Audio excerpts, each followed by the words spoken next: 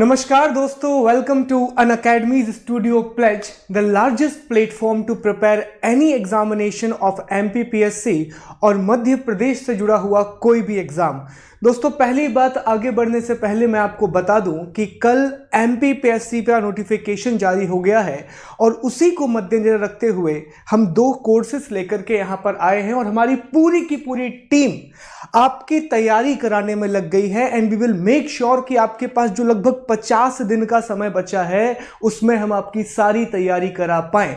मेरे बारे में अगर बात करें तो मेरा नाम है शुभम गुप्ता और मैं 2017 से सिविल सर्वेंट एस्पिरेंट को पढ़ा रहा हूं। एज आई टोल्ड कि एमपीपीएससी का नोटिफिकेशन आ गया है तो मेरे दो शानदार कोर्सेस, और मैंने बहुत ब्रीफ में रखा है इन कोर्सेस को, दो शानदार कोर्सेस मैं आपके लिए लेकर के आ रहा हूं। एक सुबह 9 बजे हम पढ़ेंगे कंप्लीट इंडियन पॉलिटी, संपूर्ण भारतीय राज्य व्यवस्था, और कितने समय में खत्म करनी है बॉस? 30 घंटे में खत्म करनी है हमें पूरी की पूरी इंडियन पॉलिटी, क्योंकि मैं समझ सकता हूं आपके पास सिर्फ 50 दिन का समय बचा है, तो ज्यादा टाइम तो है नहीं हमारे पास। तो हम कोशिश ये करेंगे 30 आवर्स में पॉलिटी खत्म भी करें और उसके मोस्ट इंपॉर्टेंट क्वेश्चंस भी लगाएं। और दोपहर में 1 बजे मेरी एक और क्लास होगी दोस्त, और वो क्लास होगी कंप्लीट ज्योग्राफी पर। यहां पर मैं कंप्लीट ज्योग्राफी की बात कर रहा हूं। यहां पर हम दो ज्योग्राफी कंप्लीट करेंगे, एक तो हम वर्ल्ड का ज्योग्राफी कंप्लीट करेंगे और साथ ही साथ हम इंडिया का ज्योग्राफी भी कंप्लीट करेंगे। तो यहां पर 1 बजे हम इंडियन ज्योग्राफी पढ़ेंगे और कितने घंटे में पढ़ेंगे? मात्र 50 घंटे में पढ़ेंगे। एक बहुत शानदार क्रैश कोर्स है और ट्रस्ट मी, मैंने इसको बहुत रिसर्च करके बनाया है एंड आई मेक श्योर कि आपके फैक्ट्स ना छूटें और आप ज़्यादा से ज़्यादा मार्क्स इंश्योर कर सकें आने वाले एग्जामिनेशन में। जस्ट टॉक अबाउट कि अगर आपको क्या करना है कि अब यूट्यूब पे हमारे सिर्फ 2 क्लासेस ही होते हैं, उसके अलावा भी हमने बहुत सारी स्पेशल क्लासेस बनाई हुई हैं, और वो जो स्पेशल क्लास है वो हमारे लर्नर, जो हमारा टॉपिक होगा we will just take the introduction. आज की क्लास में हम ज़्यादा फैक्ट की बात नहीं करेंगे। आज पहले हम यहाँ से चर्चा करेंगे कि पॉलिटी से आप जुड़ सकें, ताकि राज्य व्यवस्था से आप जुड़ सके, तो हम विषय की चर्चा करेंगे, हम सब्जेक्ट का डिस्कशन करेंगे। आज हम ये देखेंगे, सबसे पहले अगर मैं आपको टुडेस टॉपिक बताऊं तो आज हमें क्या क्या डिस्कस करना है। सबसे पहले हम डिस्कस करेंगे कि भैया राजनीति विज्ञान और राज्य व्यवस्था, दो शब्द होते हैं, एक राजनीति विज्ञान और दूसरा राज्य व्यवस्था, तो दोनों में अंतर क्या है। दूसरा, कैसे राजनीति विज्ञान का उद्भव हुआ, political science as a subject कैसे इन्वॉल्व हुआ बॉस, हमें यह बात करनी होगी। तीसरा, फिर हम चर्चा करेंगे कि संविधान का अर्थ क्या होता है, what is the meaning of constitution. फिर हम ये देखेंगे चौथे नंबर पे कि संविधान कितने प्रकार का होता है, what types of constitution are there. Type देखने के बाद आखिरी में हम ये चर्चा करेंगे कि आखिरकार जो संविधान है उसके कौन कौन से टॉपिक अभी ऐसे हैं जो प्री के लिए बहुत इंपॉर्टेंट है, और वो कौन कौन से टॉपिक हैं जो यहाँ 30 घंटे में हमको कवर करना है, क्योंकि time is the important thing. तो वो कौन कौन से टॉपिक हैं जो हमें 30 आवर्स में कवर करना है। और दोस्त, आखिर में ही कल हमने थोड़ा सा चेंज किया है, मैंने एक 5 या 10 मिनट का आखिरी में सेशन रखा है आपके लिए, क्योंकि प्री आ गया है। बहुत से लोग घबरा जाते हैं कि यार अब कैसे करेंगे काम, 57 दिन का समय बचा है सर, लगभग 50 दिन का समय बचा है, तो तैयारी कैसे होगी। तो आखिर में मैंने क्या किया है कि 2-3 स्लाइड आपके लिए बनाया है और उसमें मैंने इंश्योर किया है कि जो मोस्ट इंपॉर्टेंट टॉपिक है, जिनको आपको प्रायोरिटी देनी है कि सर ये टॉपिक हम पहले पढ़ लेंगे, ये टॉपिक हमें पढ़ के ही जाना है एग्जाम में, तो उस टॉपिक के बारे में भी हम चर्चा करेंगे।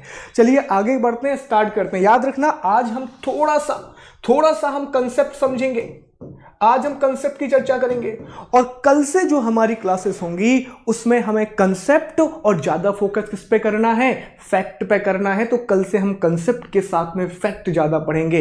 हालांकि ऐसा नहीं कि आज आपको फैक्ट नहीं मिलेंगे, आज भी बहुत सारे फैक्ट आपको मिलने वाले हैं। चलो स्टार्ट करते हैं टॉपिक को। तो सबसे पहला टॉपिक हमारा यही है, ओरिजिन ऑफ इंडियन पॉलिटी। पहला टॉपिक यही है कि राज्य व्यवस्था का उद्भव कैसे हुआ। जब भी आप कोई भी विषय पढ़ें, चाहे इतिहास पढ़ें, भूगोल पढ़ें, तो हमेशा एक सवाल आना चाहिए कि आखिरकार ये विषय बना कैसे, कैसे इसने इतनी लंबी यात्रा तय कर ली कि आज हम इसे एक अलग विषय के रूप में पढ़ते हैं। तो पहले तो हम राज्य व्यवस्था की चर्चा करेंगे और उसके बाद अगले टॉपिक में हम ये समझेंगे कि इंडियन पॉलिटी का मतलब क्या होता है, भारतीय राज्य व्यवस्था का मतलब क्या होता है। दोस्त, हुआ ये कि अगर आप ओरिजिन की बात करें तो दुनिया के जितने भी विषय हैं ना, जितने भी विषय, हर एक चीज से निकले हैं, वो है दर्शन, वो है फिलॉसफी। अब समझना इसका मतलब क्या है। देखो, दर्शन क्या है, फिलॉसफी क्या है। फिलॉसफी एक सोच है, एक थिंकिंग है। क्लियर। और जब ये फिलॉसफी, जब इस सोच को, जब इस थिंकिंग को, ठीक है, जब इस थिंकिंग को प्रूफ मिल जाते हैं, जब इसे सबूत मिल जाते हैं, जब इसे एविडेंस मिल जाते हैं, तो यही फिलॉसफी तो क्या बन जाती है, साइंस बन जाती है। फॉर एग्जाम्पल, अगर हम बात करें तो जैसे कि पहले बहुत सारे लोगों ने कहा कि स्टार्टिंग में अगर हम भूगोल की ही बात करें तो लोग कहते थे कि भैया पृथ्वी जो है वो केंद्र में है, सूर्य और सारे लोग उसके आसपास चक्कर लगा रहे हैं। फिर कुछ लोगों ने कहा नहीं साहब, ऐसा नहीं है, पृथ्वी जो है वो सूर्य के आसपास चक्कर लगा रही है। तो अनेक प्रकार की थ्योरीज दी गई। साइंस में हम अलग अलग बातें किया करते थे कि हमारे पास एक दिन ये होगा, वो होगा, बिजली, ये सारी चीजें। तो हर चीज शुरुआती रूप में क्या होती है, एक दर्शन होती है, एक सोच होती है, एक थिंकिंग होती है। और जब उस दर्शन को आधार मिल जाता है, किसका आधार मिल जाता है, जब उस दर्शन को प्रूफ मिल जाते हैं, एविडेंस मिल जाते हैं, सबूत मिल जाते हैं, और जब आप उसे अप्लाई कर देते हैं तो वही दर्शन क्या बन जाता है, साइंस बन जाता है। जैसे कि आपने एक थ्योरी दी कि यार हम गरीबों की मदद कर सकते हैं, और गरीबों की मदद करने का एक तरीका यह है कि उन्हें कुछ सीधा पैसा उनके अकाउंट में पहुंचा दिया जाए। अभी एक सोच है। अब जब आप इसे अप्लाई करेंगे, अप्लाई करने के बाद उसका रिजल्ट देखेंगे, रिजल्ट देखने के बाद उसका एनालिसिस करेंगे, और जब ये सारी चीजें आपके पक्ष में होंगी तो आप कह देंगे भैया अब ये बन चुकी है एक थ्योरी। ये क्या बन गई है, एक थ्योरी बन गई है, अब ये एक सिद्धांत बन गया है। तो अब पूरी दुनिया में ये सिद्धांत हो जाएगा कि गरीबों की मदद अगर आपको करना है तो आप उन्हें डायरेक्ट बेनिफिट ट्रांसफर करिए, सीधे उनके बैंक अकाउंट में पैसा डालिए। लेकिन पहले तो दर्शन था, फिर वो एक सिद्धांत बना। और कैसे बना, जब आपने उसको प्रूफ दे दिए, जब आपने उसको एविडेंस दे दिए। क्लियर। उसके बाद अंत में क्या होता है, और इसी से निकल के आता है पॉलिटी, जिसकी हमें अंततः बात करनी है। इसी से निकल के आता है राज्य व्यवस्था। तो एक बात क्लियर रखना दोस्त, यहां पर एक सिंपल बात समझ लो कि जो पॉलिटी है, जो राज्य व्यवस्था है, उसका ओरिजिन कहां से हुआ है, तो उसका ओरिजिन तो पॉलिटिकल फिलॉसफी से हुआ है, राजनीतिक दर्शन से हुआ है। राजनीतिक दर्शन ने किसको जन्म दिया, राजनीतिक दर्शन ने पॉलिटिकल साइंस को जन्म दिया, राजनीति विज्ञान को जन्म दिया दोस्त। और राजनीति विज्ञान से ही क्या निकल के आई है, हमारी पॉलिटी निकल के आई है साहब, राज्य व्यवस्था निकल के आई है। अब 2 मिनट यहां पर इस टॉपिक को हम थोड़ा समझ लें कि आखिर ये पॉलिटिकल फिलॉसफी, आखिर ये राजनीतिक दर्शन कैसे राजनीतिक विज्ञान बना, यह समझना जरूरी है। ऐसा तो होगा नहीं कि एक दिन में सारी चीजें हो गई। इट टुक टाइम, इसको एक समय लगा, और बहुत सारे लोगों का इसमें योगदान रहा। हम भारतीयों की बात भी करेंगे और हम विदेशियों की बात भी करेंगे। अब समस्या यह है कि ऐसा नहीं है कि हमारे यहां पर यह पॉलिटिकल थिंकिंग नहीं थी, हमारे यहां पॉलिटिकल फिलॉसफी नहीं थी। हमारे यहां जिस समय सिकंदर हुआ करते थे, सिकंदर का टाइम था, और सिकंदर की समय पे आपका एक टाइम आता है, प्लूटो अरस्तु वाला टाइम जो चलता है, उस समय हमारे यहाँ पर कौटिल्य जैसे लोग भी हो, जिन्होंने एक महान ग्रंथ लिख दिया, अर्थशास्त्र, कौटिल्य का अर्थशास्त्र। अब वो कौटिल्य के अर्थशास्त्र में अर्थशास्त्र की बातें नहीं है, उसमें पॉलिटिक्स की बातें बहुत ज़्यादा हैं कि एक राजा को कैसे होना चाहिए, एक शासन को कैसे चलना चाहिए, ये सारी बातें अर्थशास्त्र में लिखी हुई हैं। अब लेकिन हुआ क्या है कि जब वर्ल्ड लेवल पर सब्जेक्ट बनाए गए तो उसमें इंडियन रिकॉग्निशन थोड़ा सा कम है। यही कारण है कि जब आप पॉलिटिकल फिलॉसफी पढ़ते हैं तो लोग कहते हैं कि इसकी शुरुआत कहां से हुई है, तो इसकी शुरुआत ग्रीक से हुई है। ग्रीक को हिंदी में क्या बोलते हैं दोस्त, तो ग्रीक को हम हिंदी में कहते हैं यूनान। ग्रीक को हिंदी में क्या कहते हैं? यूनान कहते हैं। कहाँ पर है? तो वर्तमान में आप जानते हैं कि इसका एक देश है, ग्रीस नाम का एक देश है, ठीक है, जिसकी राजधानी भी आप जानते हैं एथेंस है। ओके, कहाँ पर आता है? तो अभी ये यूरोप में आता है। कहाँ आता है? यूरोप में आता है।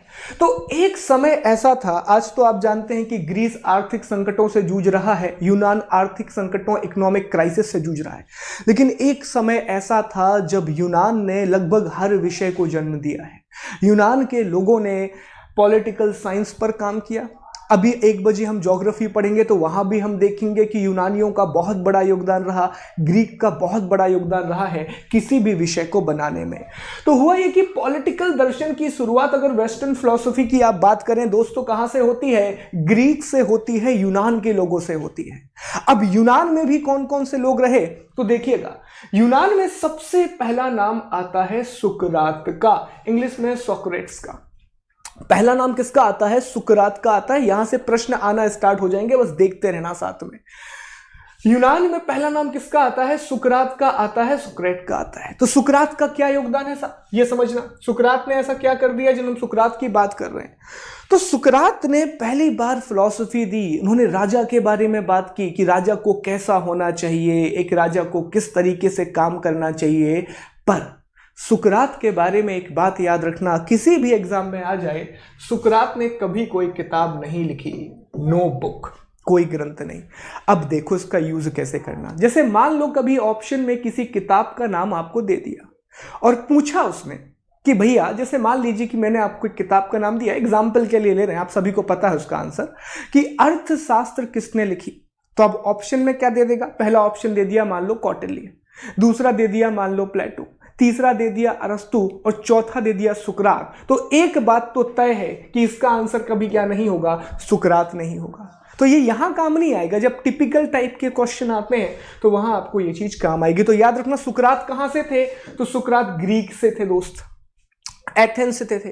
और सुकरात ने क्या किया? उन्होंने कोई भी बुक नहीं लिखी, उन्होंने कोई भी ग्रंथ नहीं लिखा।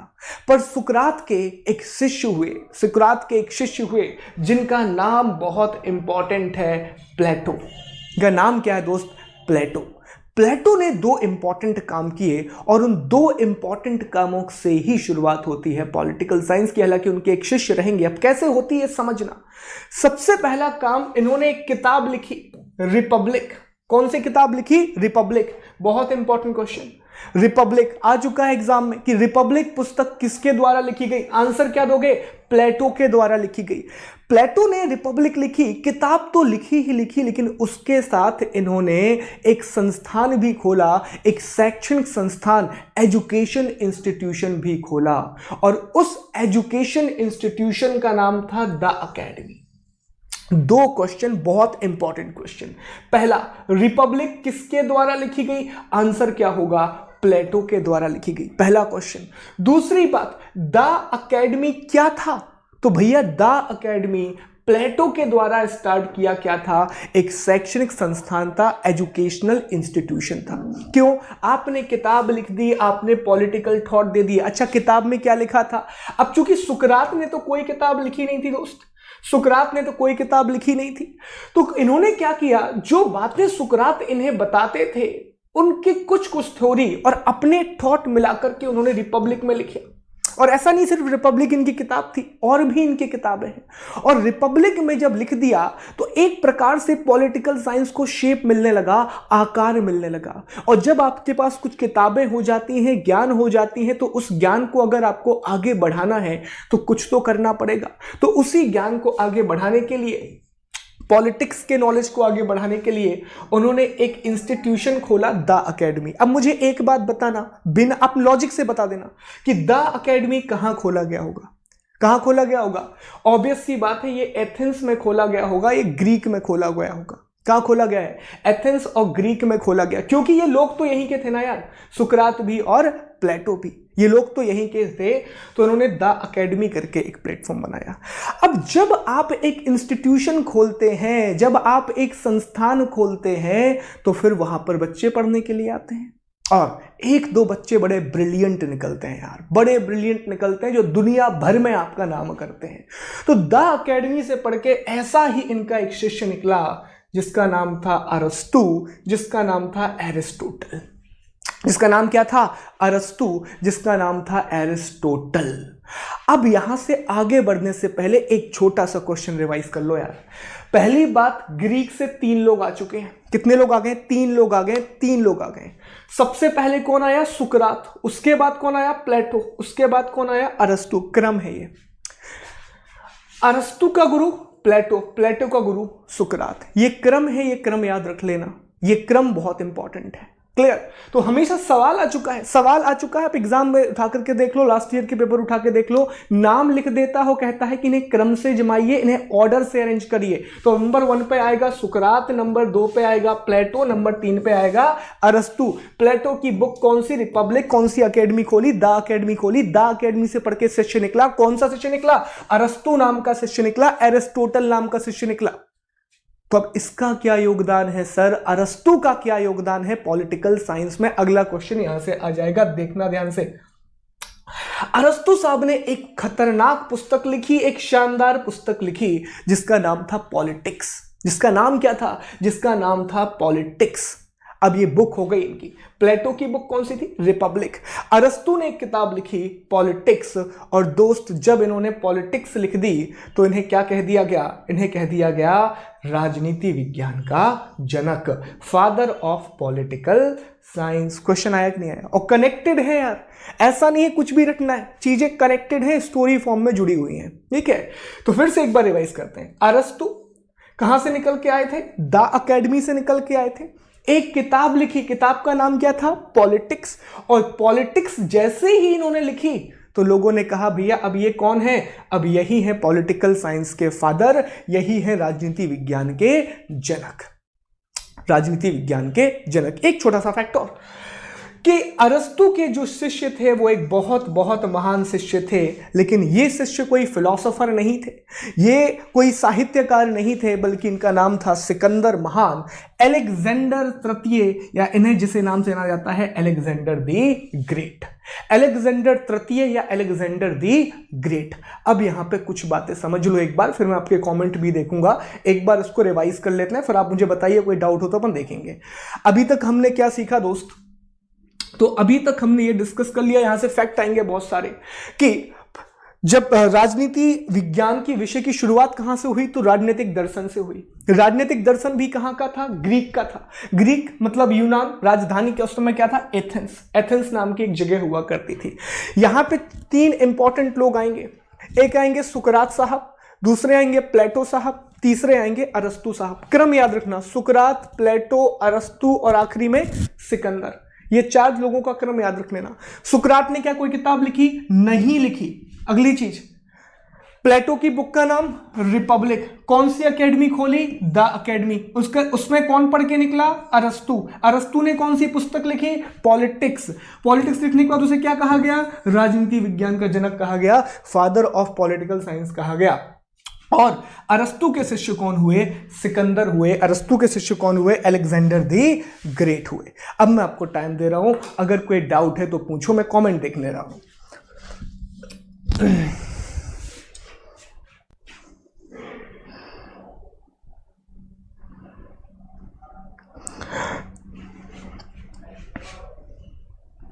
ठीक है सर, कोई भी डाउट है तो आप लोग पूछ सकते हैं, कोई भी डाउट अगर अब तक है तो।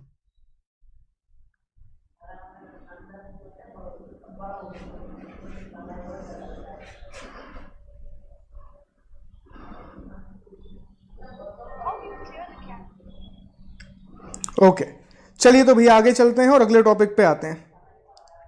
चलो, कोई भी डाउट हो तो बस पूछेगा, मैं आप लोगों को अलग से मौका दूंगा कमेंट सेक्शन में। हम हर स्लाइड के बाद कमेंट सेक्शन पे जाया करेंगे और देखा करेंगे कि आपको कोई डाउट है तो हम डिस्कस करेंगे, वहीं के वहीं अगले टॉपिक पे आते हैं।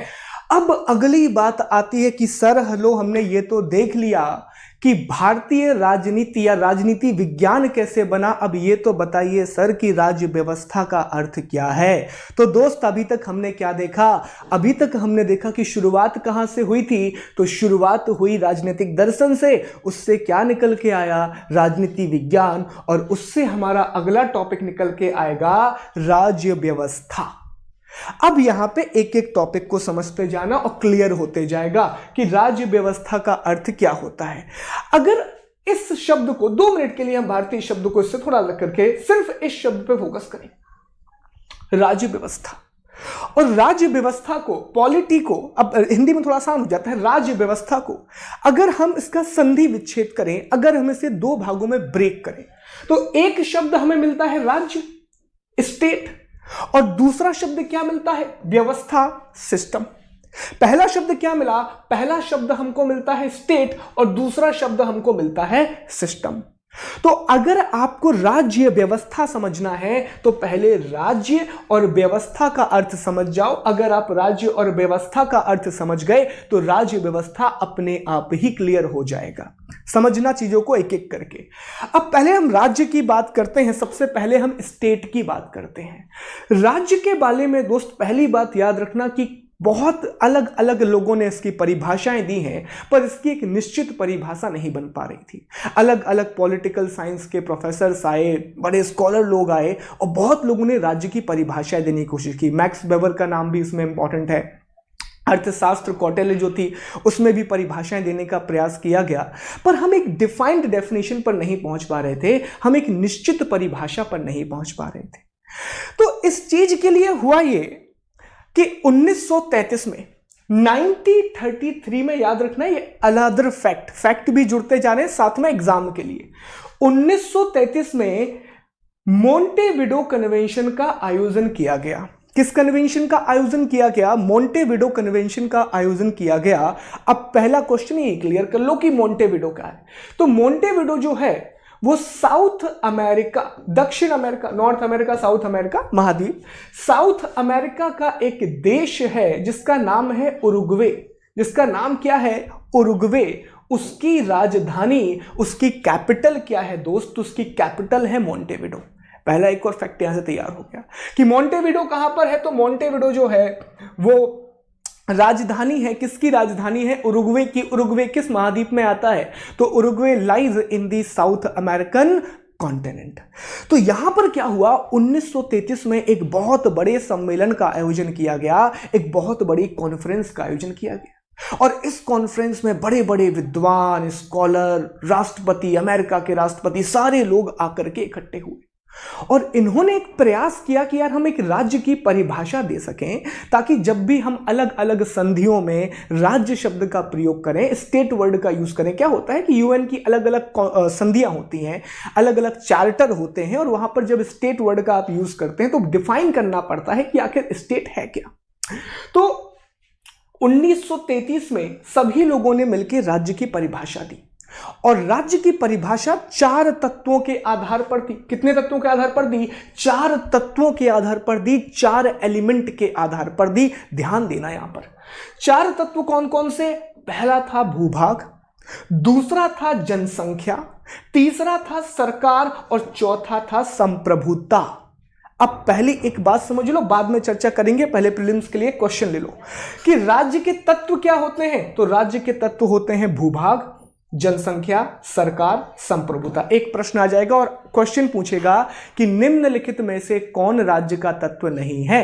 तो याद रखना जब ये चारों हैं तो बस चारों होंगे, उसके अलावा बाकी कुछ भी आए अलग कर देना। तो राज्य के तत्व, एलिमेंट ऑफ स्टेट, कितने एलिमेंट हो गए? भूभाग, जनसंख्या, सरकार, संप्रभुता। अब 2 मिनट समझो। मोंटेविडो कन्वेंशन जो कि 1933 में आयोजित की गई, उसमें कहा गया कि अगर किसी क्षेत्र के पास ये 4 चीजें हैं, किसी भी क्षेत्र के पास ये 4 चीजें हैं, तो उसे क्या कहा जाएगा दोस्त? बॉस, उसे कहा जाएगा राज्य, उसे कहा जाएगा स्टेट। अगर किसी भी क्षेत्र के पास एक भूभाग है, निश्चित भूभाग है, किसी भी क्षेत्र के पास निश्चित जनसंख्या है, डिफाइंड पॉपुलेशन है, किसी भी क्षेत्र के पास डिफाइंड गवर्नमेंट है, और किसी भी क्षेत्र के पास संप्रभुता है, तो उसे क्या कहा जाएगा? उसे कहा जाएगा राज्य। अब हम कहां रहते हैं भैया? तो हम हमारे महान देश भारत में रहते हैं। We live in a great India. तो 2 मिनट के लिए हम क्या करते हैं कि इसे अप्लाई करते हैं भारत के ऊपर, इसे अप्लाई करते हैं हमारे देश इंडिया के ऊपर, और देखते हैं क्या ये सारी चीजें हमारी इंडिया में अवेलेबल है या नहीं। देखना एक एक करके। पहला सवाल, क्या हमारे पास भूभाग है? बिल्कुल है, आंसर करते रहना। क्या हमारे पास भूभाग है? जी हाँ साहब, हमारे पास भूभाग है और अच्छा खासा भूभाग है। 32,87,263 वर्ग किलोमीटर तो हमारे पास एरिया है। ज्योग्राफी में आज हम इन्हीं टॉपिक पे बात करने वाले हैं 1 बजे। तो 32,87,263 वर्ग किलोमीटर का हमारे पास एरिया है। तो चलो पहली कंडीशन तो फुलफिल हो गई। अब बात करते हैं दूसरी कंडीशन की, सेकंड कंडीशन की। दूसरी कंडीशन, क्या हमारे पास जनसंख्या है? आंसर कुछ ज्यादा ही है और भर भर के साथ जनसंख्या है, झंडे गाड़ के रखे हैं जनसंख्या में हमने। अगर 2011 की बात करें तो जनसंख्या है 121 करोड़। लगभग मैं बात कर रहा हूं, पूरे आंकड़े इंपॉर्टेंट नहीं रहते, लेकिन जो अभी अभी यूएन का वर्ल्ड पॉपुलेशन रिपोर्ट आया है जो कि एस्टिमेशन है, तो उसमें कहा गया है कि भैया 2025 या 2027 तक हमारी जो जनसंख्या है वो किसे क्रॉस कर जाएगी। नंबर 1 पर अभी कौन है? चाइना है, ये फैक्ट याद रखना दोस्त। नंबर 2 पर कौन है? इंडिया है। अगर मैं लेटेस्ट डेटा की बात करूं तो चाइना की आबादी लगभग अभी 142 करोड़ के आसपास है। हमारी आबादी अगर लेटेस्ट डेटा की बात करें तो 136 करोड़ के आसपास है। एस्टिमेशन है कि 2025 या 27 तक हम इसे क्रॉस करके आगे निकल जाएंगे और हम दुनिया का नंबर देश होंगे। और खुश मत होना कि सर हम नंबर 1 होंगे तो खुश हो जाए, ये अच्छी बात नहीं है। पॉपुलेशन में नंबर 1 हो रहे हैं हम, ठीक है। चलो, तो दूसरी कंडीशन भी हमारी फुलफिल हो गई। अब तीसरी कंडीशन पे आ जाओ दोस्त। ये बताओ क्या हमारे पास सरकार है? अरे बहुत ज्यादा यार, सरकार की कमी नहीं है, हमेशा हमको सरकार ही दिखती है और बहुत सारी योजनाएं आ जाती हैं। ओके, गवर्नमेंट हमारे पास है। किसका गवर्नमेंट है अभी इंडिया में? एनडीए का गवर्नमेंट है, ठीक है। एनडीए का गवर्नमेंट है। एनडीए मतलब नेशनल डेमोक्रेटिक अलायंस का गवर्नमेंट हमारे यहां पर अभी है। हाँ, मोदी जी का सरकार भी कह सकते हैं आप इसे, मोदी जी का सरकार भी है भैया। ओके, अब आखिरी और सबसे महत्वपूर्ण प्रश्न, क्या इंडिया के पास संप्रभुता है? क्या भारत के पास सॉवरेनिटी है? अब इस टॉपिक को जरा समझ लो, 2 मिनट ध्यान से समझ लेना, उसके बाद ये टर्म कभी नहीं समझना पड़ेगा। ओके, पहली चीज हमें यह पता करना है क्या भारत के पास संप्रभुता है। तो साहब पहले संप्रभुता शब्द का अर्थ समझ लें, पहले मीनिंग समझ लें वर्ड का। तो मीनिंग यह होता है, संप्रभुता का बड़ा सामान्य सा अर्थ है। संप्रभुता अगर आप एक छोटे टर्म में बात करें तो इसका अर्थ है निर्णय लेने की स्वतंत्रता, the power to take decision, निर्णय, the freedom to take decision, निर्णय लेने की स्वतंत्रता। अब इसे परिभाषा का रूप देते हैं, इसे डेफिनेशन का रूप देते हैं। तो जब कोई देश अपने आंतरिक और बाह्य निर्णय लेने के लिए स्वतंत्र होता है, जब भी कोई कंट्री अपने आंतरिक और बाह्य निर्णय लेने के लिए कंप्लीटली फ्री होता है, स्वतंत्र होता है, तो ऐसे देश को दोस्त क्या बोलते हैं? ऐसे देश को हम बोलते हैं कि वो देश कैसा है? संप्रभु है। वो देश कैसा है? सोवरेन है। एक छोटे से एग्जाम्पल से इसको समझते हैं तो आपको क्लियर हो जाएगी चीजें। देखो, अभी अभी हमारे यहां पर हमारे जो सुप्रीम कोर्ट है, जो माननीय सुप्रीम कोर्ट है, ऑनरेबल सुप्रीम कोर्ट है, उन्होंने एक डिसीजन दिया अयोध्या मामले पर, ठीक है। अयोध्या मामले पर बहुत बड़ा निर्णय आया, पूरे देश में उसकी निगाहें थी, तो अयोध्या मामले पर एक निर्णय आया। अब मैं आपसे 1-2 सवाल पूछूंगा। पहला सवाल, क्या सुप्रीम कोर्ट ने अयोध्या मामले पर निर्णय लेने से पहले किसी दूसरे देश से पूछा? वो चाइना के पास गए, वो अमेरिका के पास गए, वो ब्रिटेन के पास गए कि भैया हम ये डिसीजन ले कि नहीं लें? पूछा कि नहीं पूछा? नहीं पूछा, क्योंकि भारत का संविधान, जो कि भारतीय राज्य व्यवस्था का सबसे बड़ा हिस्सा है, भारत का संविधान सुप्रीम कोर्ट को यह पावर देता है कि वो जो चाहे संविधान के दायरे में रहते हुए ऑफ कोर्स जैसा चाहे निर्णय लेगा और पूरी तरह से स्वतंत्र है वो अपने निर्णय लेने के लिए। तो हमारा आंतरिक मामला था, हमारा इंटरनल मैटर था और हमने इस पर खुद डिसीजन लिया। दूसरी बात, क्या कभी आपने ऐसा देखा है कि अगर मान लीजिए हमें पाकिस्तान के साथ अभी हमारे रिश्ते अच्छे नहीं चल रहे हैं, तो पाकिस्तान के साथ हमने ट्रेड वगैरह बंद चल रहा है अभी इंडिया का, तो क्या हमें दूसरा कंट्री आके बोल रहा कि भैया जाओ तुम्हें तो ट्रेड करना पड़ेगा, पाकिस्तान के साथ तुम्हें जुड़ना ही पड़ेगा, उसके साथ ट्रेड कर लो, ये मामले सुलझा लो, वहां से सेना हटा लो? नहीं, वो हमारा मामला है, वो हम देखेंगे, हम आपके हिसाब से काम नहीं करेंगे। That is our decision. तो याद रखना, हमारा देश कैसा देश है? संप्रभु देश है, हमारे पास संप्रभुता है, हमारे पास सोवरेनिटी है, क्योंकि हम अपने आंतरिक और बाह्य दोनों निर्णय स्वयं ले सकते हैं। तो एक लाइन की परिभाषा, ऐसा देश जो अपने आंतरिक और बाह्य निर्णय ले सकता है वो क्या कहलाता है? संप्रभु देश कहलाता है। और सवाल कहां से आएगा? सवाल देख लो भैया, यहां से आएगा। मोस्ट इंपॉर्टेंट एलिमेंट सवाल आ चुका है कि किसी भी राज्य का सबसे महत्वपूर्ण तत्व क्या है? What is the most important element of a state?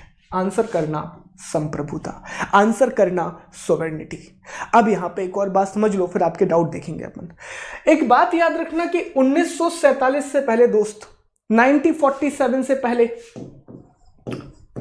सवाल पूछ रहा हूं मैं आपसे, क्या भारत एक राज्य था? क्या भारत एक स्टेट था? जल्दी से आंसर करो, देखता हूं मैं।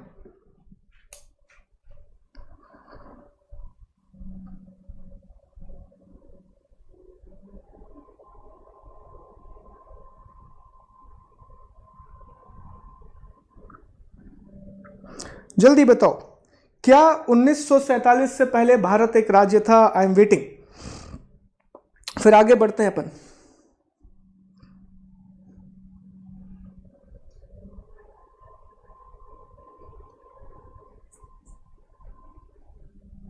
सब लोग गायब हो जाते हो यार, देखो ऐसा मत करो, जल्दी से पूरे आंसर करो, आंसर किया करो चीजों का तुरंत। नहीं, ठीक है, कुरैशी साहब का आंसर आया है नहीं। अनंत कुमार साहब कह रहे हैं राज्य था कि नहीं, क्लियर करें Anand ji. And thank you आप सभी लोगों का। No sir. नेहा जी का भी आंसर आया है नो सर। प्रतिभा साहू जी का भी आंसर आया है नो सर। चलिए, थैंक यू सो मच।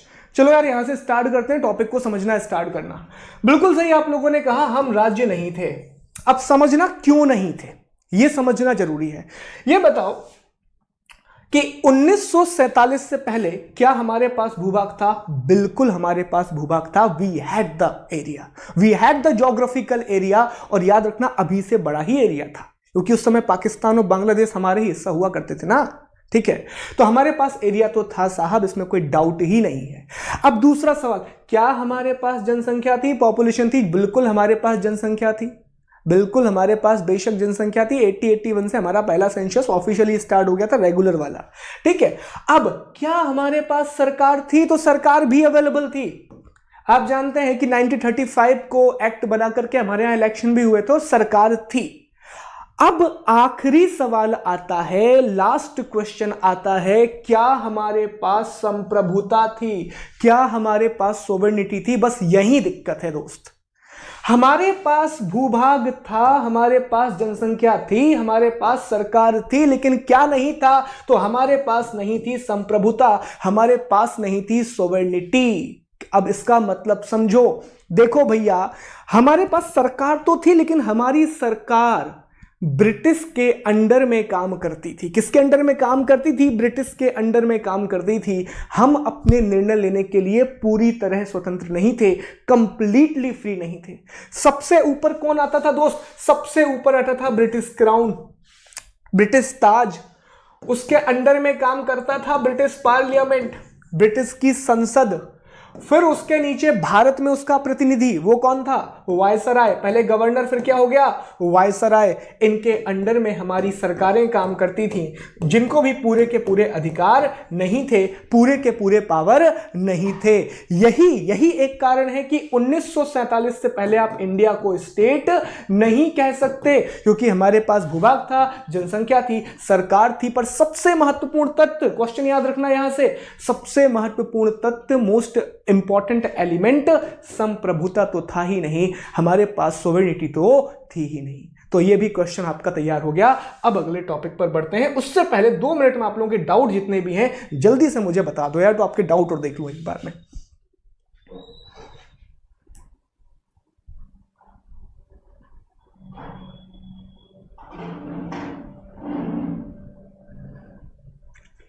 चलो आप लोग बताइएगा डाउट, फिर अपन देखते हैं इसमें कोई भी डाउट हो तो। ओके, अगले टॉपिक पर आते हैं। हमने राज्य समझ लिया, हमने क्लियर कर लिया कि स्टेट क्या होता है। तो स्टेट की परिभाषा 1933 से निकल के आई, भूभाग, जनसंख्या, सरकार, संप्रभुता। अब हमारे अगले टॉपिक पर आते हैं और हम बात करते हैं व्यवस्था की, हम बात करते हैं सिस्टम की कि सर ठीक है, राज्य तो क्लियर हो गया, अब व्यवस्था के बारे में भी तो बात कर लें, सिस्टम के बारे में भी तो बात कर लें। तो देखो दोस्त, बड़ी आसान सी बात है, बहुत ध्यान से समझना। यहां पर व्यवस्था, जब कभी भी आप कहते हो कि हमें व्यवस्था बनानी है, तो व्यवस्था के लिए पहली कंडीशन क्या है? व्यवस्था के लिए पहली कंडीशन है रूल्स। व्यवस्था के लिए पहली कंडीशन है नियम। अगर आपको व्यवस्था बनानी है तो सबसे पहले आपको बनाने पड़ेंगे नियम। अब मैं आपको आसान सा एग्जांपल देता हूं। कई बार जब ऑफिस वगैरह में आप जाते हैं, इवन मेरे घर पे हम बात करें तो हमारे घर में हमारी मम्मी बड़ी धार्मिक है भैया, तो हमारे घर पे कहा जाता है कि घर के अंदर चप्पल पहन के मत आओ, खाना जो है वो नीचे से बैठ के खाओ, ऐसे ऊपर बैठ के मत खाओ, ऐसा मत करो, वैसा मत करो। तो हजार प्रकार के नियम हैं। किसी भी ऑफिस वगैरह में आप जाते हैं तो वहां भी नियम होते हैं कि ये फॉर्म भर दो, वो फॉर्म भर दो, फला फॉर्म भर दो, ठिकाना फॉर्म भर दो। तो अलग अलग टाइप की चीजें हैं यार वहां पर, अलग अलग टाइप की चीजें। समझ रहे हो ना बात को? तो बेसिकली आपको क्या चाहिए है? आपको नियम चाहिए है, आपको रूल्स चाहिए है। अब जब आप किसी भी व्यवस्था को चलाने के लिए क्या बनाएंगे, तो आप किसी भी व्यवस्था को चलाने के लिए नियम बनाएंगे। और जब इन नियमों को एक समूह के रूप में आप रख देंगे, जब इन नियमों को एक समूह के रूप में बरत देंगे, तो उसी से क्या निकल के आ जाएगा, जिसका आप सबको इंतजार था। ठीक है, गाना सुने होंगे, जिसका मुझे था इंतजार, वो घड़ी आ गई। देख लो भैया, संविधान के बारे में, कॉन्स्टिट्यूशन के बारे में बात कर लेते हैं। तो बेसिकली मौलिक नियमों के समूह को, सेट ऑफ फंडामेंटल रूल्स, क्या कहलाता है? संविधान कहलाता है। अब कैसे निकल के आया? व्यवस्था। व्यवस्था के लिए क्या चाहिए? नियम। और नियमों को जब आप समूह में रख दोगे, सेट में रख दोगे, तो क्या बन जाएगा? संविधान बन जाएगा। क्या बन जाएगा? संविधान बन जाएगा। 2 मिनट और समझना, यहां पे एक इंपॉर्टेंट कंसेप्ट और क्लियर करना है। संविधान बन जाएगा। संविधान है क्या? मौलिक नियमों का समूह। संविधान क्या है? मौलिक नियमों का समूह, set of fundamental rules. Set of fundamental rule, यही तो संविधान है। अब यहां पे एक और शब्द निकल के आया सर, इसका मतलब देख लेते हैं। शब्द निकल के आया कि भैया ये मौलिक नियम क्या होता है, ये फंडामेंटल रूल क्या होता है। तो एक बात समझ लो, बिल्कुल आसान समझना है इसको, दिक्कत वाली बात नहीं है। मौलिक नियम, फंडामेंटल रूल का मतलब यह होता है कि एक आप मौलिक नियम बनाते हैं, उसके आधार पे अलग अलग नियम बनाते हैं, अलग अलग कानून बनाते हैं। जैसे कि फॉर एग्जाम्पल हमारे संविधान में अनुच्छेद 21 में, आर्टिकल 21 में हमको एक अधिकार दिया गया है। कौन सा अधिकार है? हमको अधिकार दिया गया है राइट टू लिव। हमको जीने की स्वतंत्रता दी गई है। अगर हिंदी में बात करें तो प्राण और दैहिक स्वतंत्रता की बात करता है अनुच्छेद 21। अब याद रखना, ये हमारा फंडामेंटल लॉ है, ये हमारा मौलिक कानून है। अब इसी को आधार पर रखकर आपको भारत के दूसरे कानून बनाने होंगे। जैसे कि इसी को आधार रख करके हमारे यहां पर्यावरण संरक्षण कानून बनाया गया। पर्यावरण संरक्षण कानून बनाया गया, एनवायरमेंट प्रोटेक्शन लॉ बनाया गया। क्यों बनाना पड़ा भैया ये कानून? क्योंकि अगर पर्यावरण अच्छा नहीं रहेगा तो प्रदूषण बढ़ेगा। वो जो बढ़ भी रहा है, दिल्ली में आप देख भी रहे हैं, प्रदूषण बढ़ेगा तो क्या हम जी पाएंगे? क्या हम जीवित रह पाएंगे? नहीं, हम जीवित नहीं रह पाएंगे। तो उससे हमारे जीने के अधिकार का उल्लंघन हो जाएगा, वायलेशन हो जाएगा राइट टू लाइफ का। तो सर इसको प्रोटेक्ट कीजिए। इसको प्रोटेक्ट करने के लिए आर्टिकल 21 को बेस बनाकर हमारे पार्लियामेंट ने कहा ठीक है, हम आपके लिए अलग अलग कानून बना देते हैं। और कौन कौन से कानून बना दिए? तो कहा कि सर हम आपके लिए एनवायरमेंट प्रोटेक्शन लॉ बना देते हैं, हम आपके लिए दूसरा लॉ एयर पोल्यूशन से प्रोटेक्शन के लिए लॉ बना देते हैं, वाटर पोल्यूशन से प्रोटेक्शन के लिए लॉ बना देते हैं, और भी जहां जहां आपको आवश्यकता है। कहा कि जीने के लिए खाना चाहिए तो खाने के लिए हम आपके लिए फूड सिक्योरिटी लॉ बना देते हैं, खाद्य सुरक्षा कानून 2013 बना देते हैं। भैया अगर आपको रहना है तो आपको अच्छी स्वास्थ्य सुविधाएं चाहिए तो हम आपके लिए योजना लेकर के आ जाते हैं, हम आपके लिए आयुष्मान भारत की योजना भी बना देते हैं। तो आपने क्या किया, आपने एक बेस पकड़ा, आपने एक मौलिक नियम पकड़ा, आपने एक फंडामेंटल रूल पकड़ा और उसको आधार बना के ही आप क्या बनाते हैं, नीतियां बनाते हैं। तो ऐसे मौलिक नियमों के समूह को दोस्त क्या कहते हैं, संविधान कहते हैं, कॉन्स्टिट्यूशन कहते हैं। अब यहां पे छोटी सी बात और याद रखना, ठीक है, एक परिभाषा देख लो, ठीक है। परिभाषा अगर कभी एग्जाम में लिखना है तो देखो कैसे आएगी, पूरा कनेक्ट करें, पूरा का पूरा, किसी राज्य की व्यवस्था के संचालन हेतु बनाए गए मौलिक नियमों के समूह को क्या कहते हैं, संविधान कहते हैं। आसान है कि नहीं है, किसी राज्य की व्यवस्था के संचालन हेतु बनाए गए मौलिक नियमों के समूह को क्या कहते हैं, संविधान कहते हैं। Set of fundamental laws designed to govern the system of a state. चलिए अगेन मैं थोड़ा सा आपके कमेंट देख लूं और देख लूं कोई डाउट तो नहीं है आप लोगों को अब तक।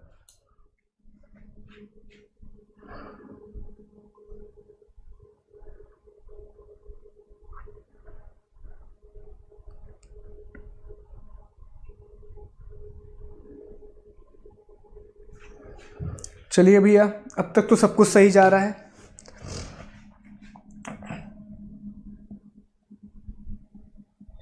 चलो आगे चलते हैं, अगले टॉपिक की बात करते हैं।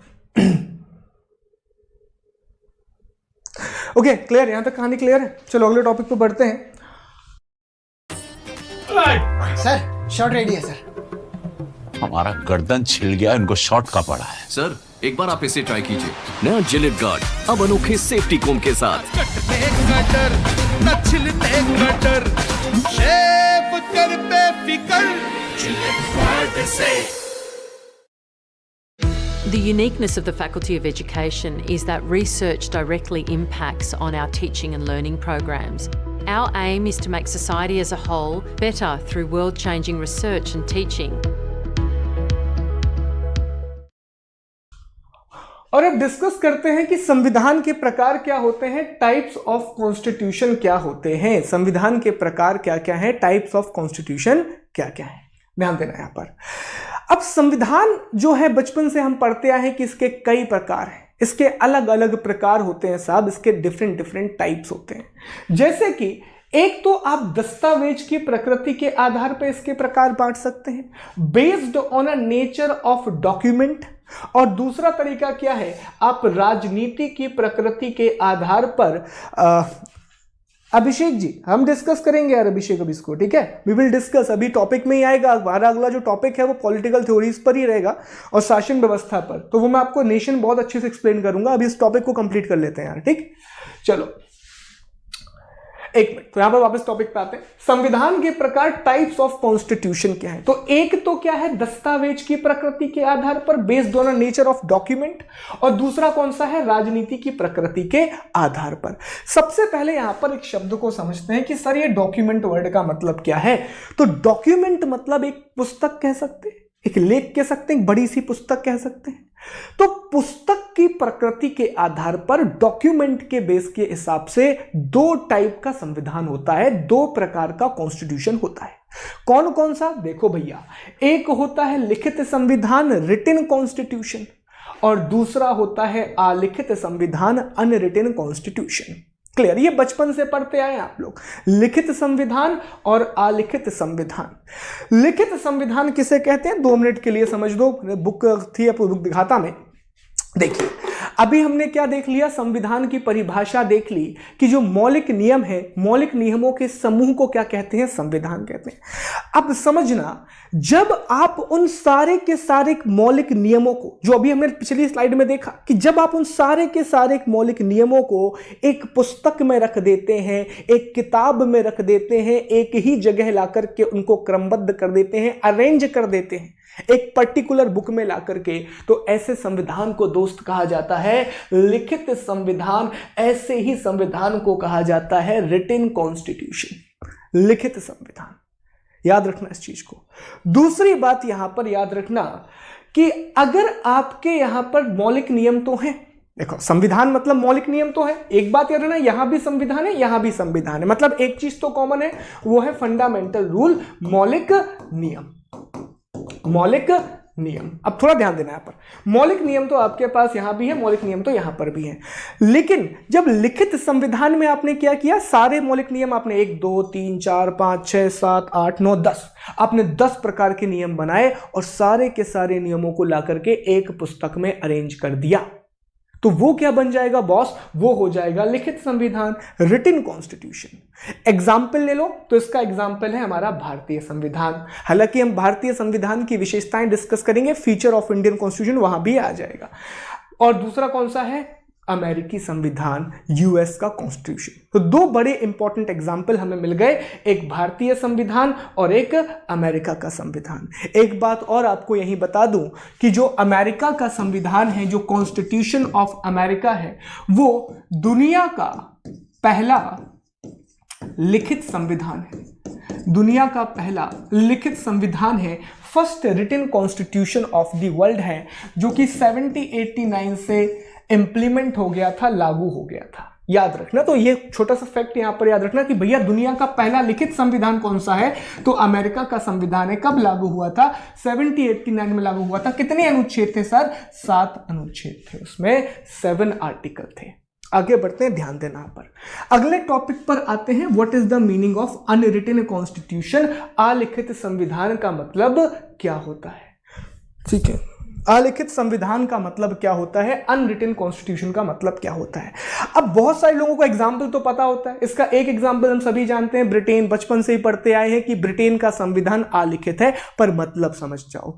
अलिखित का मतलब ऐसा नहीं होता कि उनको सारी की सारी चीजें याद हो रही हैं, ऐसा नहीं कि सर हमको तो पूरे नियम याद हैं, वहां पे जितने भी बच्चे, जितने भी अधिकारी, जितने भी न्यायाधीश आएंगे वो तो बचपन से याद करके आ जाते हैं नियम। नहीं साहब, ऐसा नहीं। अलिखित संविधान का मतलब यह है कि संविधान तो है, लेकिन उससे भारत या अमेरिका की तरह एक पुस्तक में, एक डॉक्यूमेंट में नहीं रखा गया है, वो अलग अलग रूपों में है। मतलब लिबर्टी के अधिकार अलग हैं, पता पड़ा जो आपके प्रॉपर्टी के राइट्स अलग हैं, वहां पर आपके फंडामेंटल राइट अलग हैं, तो सारी जुडिशरी के राइट्स अलग हैं, पार्लियामेंट के राइट्स अलग हैं, सारी चीजें अलग अलग जब होती हैं तो वैसा कैसा संविधान बनता है, अलिखित संविधान बनता है। अब यहां पर एक इंपॉर्टेंट बात समझो, जो नए क्वेश्चंस आ रहे हैं। देखो, अलिखित संविधान के बारे में सभी लोग हमेशा कहते हैं कि सर ब्रिटेन का संविधान कैसा है, अलिखित है। पर अभी क्वेश्चन आया हुआ था एक एग्जाम में कि निम्नलिखित में से किस देश का संविधान अलिखित है, और पता मजे की बात क्या, उसमें भैया ब्रिटेन ऑप्शन में नहीं था, उसमें ब्रिटिश ऑप्शन में था ही नहीं। उसमें ऑप्शन में ये सारे देशों में से एक देश था, उसका नाम था कनाडा। तो अब ये यहां पे याद रख लेना कि क्वेश्चन, एग्जाम का लेवल लगातार बढ़ते जा रहा है, ठीक है। तो ब्रिटेन के अलावा कनाडा, इजराइल, न्यूजीलैंड और सऊदी अरेबिया, ये नाम बहुत इंपॉर्टेंट है। बहुत सारे देश हैं पर मैं 4-5 नाम लेके आया हूं आपके लिए। कनाडा, इजराइल, इंडिया से अच्छे रिलेशन है, न्यूजीलैंड और सऊदी अरेबिया। ब्रिटेन के अलावा इन देशों का नाम अलग से नोटबुक में लिख लेना यार, अलग से इन चीजों का नाम लिख लेना कि ये अलग से ऐसे देश हैं जिनका संविधान कैसा है, अनरिटन है, जिनका संविधान कैसा है, अलिखित संविधान है। समझे इस बात को? चलो अब आगे बढ़ते हैं। Based on nature of polity, राजनीति की प्रकृति के आधार पर, based on nature of polity, based on nature, ये भी कोई डाउट नहीं है, आगे चलते हैं। Based on nature of polity, polity के आधार पर 2 प्रकार के संविधान होते हैं, एक होता है एकात्मक संविधान और एक होता है संघीय संविधान। अब बहुत सारे लोग कहेंगे कि सर अर्ध संघीय कहां गया, तो जैसा अभी अभिषेक जी ने भी एक प्रश्न किया था कि सर आप हमको राष्ट्र और सरकार, राज्य के बारे में अंतर बताइए, नेशन और स्टेट के बारे में डिफरेंस बताइए। तो उसी के लिए मैं आपको बता दूं कि हमारा जो अगला वीडियो है वो इसी बातों पर रहेगा कि आखिर ये संघ क्या होता है, अर्ध संघ क्या होता है, लोकतंत्र क्या होता है, अलग अलग टाइप की चीजें होती हैं, we will discuss in detail. तो अभी सिर्फ 2 बातें समझ लो, एक तो एकात्मक व्यवस्था समझ लो और एक संघीय व्यवस्था समझ लो कि आखिर सर इन दोनों का मतलब क्या है। देखो, बहुत आसान तरीके से समझना, इस परिभाषा को 2 मिनट के लिए भूल जाओ, सब अलग करो। एकात्मक व्यवस्था, शब्द समझो, यूनिटरी, एकात्मक व्यवस्था। एकात्मक व्यवस्था का मतलब होता है एक ऐसी व्यवस्था जहां पर शासन का सिर्फ एक स्तर होता है, गवर्नमेंट की रूलिंग का सिर्फ एक लेवल होता है, एक स्तर होता है। ऐसी व्यवस्था को हम क्या कहते हैं? एकात्मक व्यवस्था कहते हैं, यूनिटरी व्यवस्था कहते हैं। और अगर एक स्तर है, अगर एक लेवल है, तो सारी शक्तियां किसके पास होंगी? निश्चित सी बात है, सारी शक्तियां इसी के पास होंगी। और जो स्तर होता है वो किस स्तर पर होता है? केंद्र के स्तर पर होता है, सेंट्रल के स्तर पर होता है। तो एकात्मक व्यवस्था एक ऐसी व्यवस्था है जहां पर सारी की सारी शक्तियां शासन के एक स्तर पर जाकर के जुड़ जाती हैं। और वो एक स्तर कौन सा होता है दोस्त? वो एक स्तर होता है केंद्र। ऐसी व्यवस्था कहां पर है सर? तो ऐसी व्यवस्था ब्रिटेन में आपको देखने के लिए मिल जाती है। साथ में ऐसी व्यवस्था फ्रांस में भी आपको देखने के लिए मिल जाती है, जहां पर आपको राज्य नहीं दिखाई देते, सारी शक्तियां किसके पास होती हैं? केंद्र के पास होती हैं। कारण है छोटे राज्य हैं, दिक्कत नहीं जाती। अब समझते हैं संघीय संविधान को, फेडरल कॉन्स्टिट्यूशन को। संघीय संविधान की विशेषता ही होती है कि यहां पर शक्तियों का विकेंद्रीकरण होता है। शब्द याद रखना, कीवर्ड आ रहे हैं भैया। यहां पर क्या होता है? शक्तियों का विकेंद्रीकरण होता है। यहां पर क्या होता है? तो डिसेंट्रलाइजेशन होता है, पावर्स का विकेंद्रीकरण होता है। और विकेंद्रीकरण किसके स्तर पर होता है? तो देखो, सबसे ऊपर एक स्तर रहेगा नंबर 1, जिसे आप क्या बोलेंगे? केंद्र बोलेंगे, सेंट्रल बोलेंगे। केंद्र के बाद दूसरा स्तर रहेगा, और जो अधिकांश देशों में किस स्तर पर होता है? राज्यों के स्तर पर होता है, स्टेट के लेवल पर होता है। और कुछ देशों में जैसे इंडिया हो गया, वहां पर तो 3-3 स्तर हैं। हालांकि इंडिया की संघीय प्रवृत्ति को लेकर के एक अलग ही डिबेट है, वो उस पर भी नहीं जाएंगे। हमारे यहां पर तो तीसरा लेवल भी है, और तीसरा लेवल कौन सा है? लोकल गवर्नमेंट का है भैया, स्थानीय शासन का है। तो संघीय व्यवस्था में क्या होता है? विकेंद्रीकरण होता है, और शासन के अलग अलग स्तर होते हैं, गवर्नेंस के अलग अलग लेवल होते हैं। पहली बात याद रखना। तो ऐसी व्यवस्था कहां पर है भैया? तो ऐसी व्यवस्था आपको अमेरिका में देखने मिल जाएगी, कनाडा में देखने मिल जाएगी, ऑस्ट्रेलिया में देखने के लिए मिल जाएगी। और इंडिया के बारे में हम क्यों नहीं कह रहे? क्योंकि अभी हम एक शब्द डिस्कस करेंगे अगले टॉपिक में, अर्ध संघीय व्यवस्था।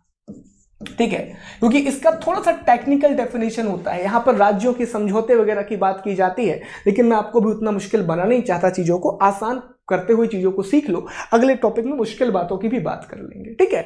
तो वो समझौता वगैरह ऐसे शब्द आएंगे, ठीक है, वो बाद में देखेंगे अपन, अभी बहुत ध्यान से समझ लो। चलो एक बार रिवाइज करता हूं, खत्म करते हैं इस टॉपिक को। तो अभी हमने क्या डिस्कस कर लिया?